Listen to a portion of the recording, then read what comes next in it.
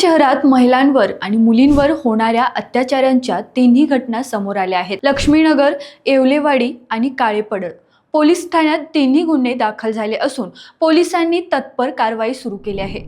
नमस्कार, मी सनोफर. तुम्ही पाहताय रोकठोक महाराष्ट्र न्यूज. पहिली घटना लक्ष्मीनगर परिसरातील. एक महिला रस्त्यावरून जात असताना रिक्षा चालकाने तिची छेड काढल्याची तक्रार दाखल झाली. महिलेने मदतीचा आवाज दिल्यानंतर आरोपी तेथून पळून गेला, मात्र पोलिसांनी त्याला अटक केली. दुसरी गंभीर घटना येवलेवाडीत.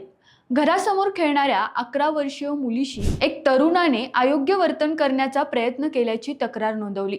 घाबरलेल्या मुलीने आई वडिलांना माहिती दिली आणि आरोपीवर पोक्सो कायद्यानुसार गुन्हा दाखल झाला. तिसरी घटना काळेपडळची.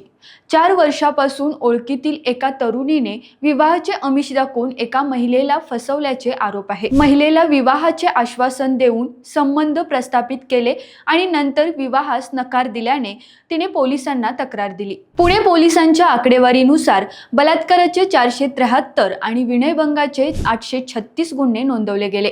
बहुतांश घटना ओळखीतील व्यक्तींनी केल्याचे समोर आले आहे. या तिन्ही प्रकरणात पोलिसांनी तत्पर कारवाई केली असून पुढील तपास सुरू आहेत. नागरिकांनी अशा घटना घडल्यानंतर त्वरित पोलिसांशी संपर्क साधावा असे आवाहन पोलीस विभागाने केले आहे. अशा नवनवीन घडामोडी पाहण्यासाठी रोकटोक महाराष्ट्र न्यूज चॅनेलला सबस्क्राईब करा, लाईक करा, शेअर करा आणि तुमचं मत काय आहे ते कमेंटमध्ये नक्की कळवा.